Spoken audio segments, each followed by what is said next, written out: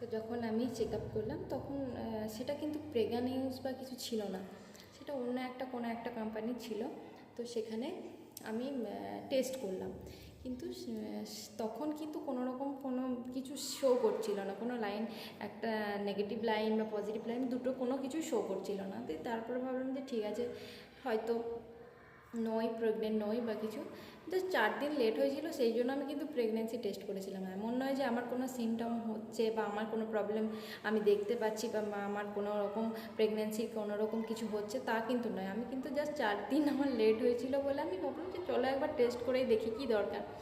তো যাই হোক, টেস্ট আমি করলাম কিন্তু কোনো কিছুই এলো না।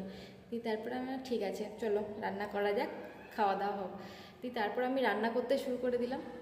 বললাম যেহেতু বরের বার্থডে ছিল, সেই জন্য আমি ফ্রাইড রাইস বানাচ্ছিলাম আর চিলি চিকেন বানাচ্ছিলাম। তো সমস্ত কিছু বানাতে বানাতে আমি টেস্ট কিটটা ফেলেই দিয়েছি, যে আমি জানি তো আর কোনো কাজে লাগবে না। দিয়ে তারপর আমার কি মনে হলো একবার দেখি তো, 2-4 ঘন্টা পর, এক্স্যাক্টলি মনে নেই, তো অনেক ঘন্টা পরই আমি আবার উঠিয়ে দেখলাম।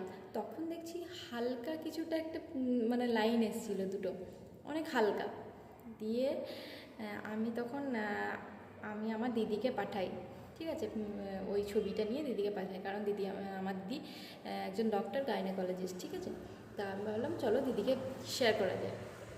আর একটা মজার বিষয়, আমার দিদি কিন্তু তখন জাস্ট আগের মান্থে আমার দিদি টেস্ট করেছিল, পজিটিভ এসেছে, মানে 1 মাস 1.5 মাস মতো গ্যাপ ছিল। তো আমার দিদির পজিটিভ এসেছিলো। তো ওরকম কোনো কিছু ভাবিনি যে আমার দিদি নিয়েছে বলে আমাকেও নিতে হবে, এরকম কিছু না। আমি জাস্ট নর্মালি আমি ওর জন্য বিশাল খুশি হয়েছিলাম যে আমার দিদি বেবি হবে। যাই হোক, তো তারপরে আমার দিদি ফার্স্ট বেবি, আমার 1 বছর আগে বিয়ে হয়েছে। দিয়ে তারপরে আমি দিদিকে পাঠালাম, দিদি বললো যে এটা কি কোম্পানি ভুলভাল, তুই প্রেগা নিউজ, একটা প্রেগা নিউজে টেস্ট করে দেখিস কাল।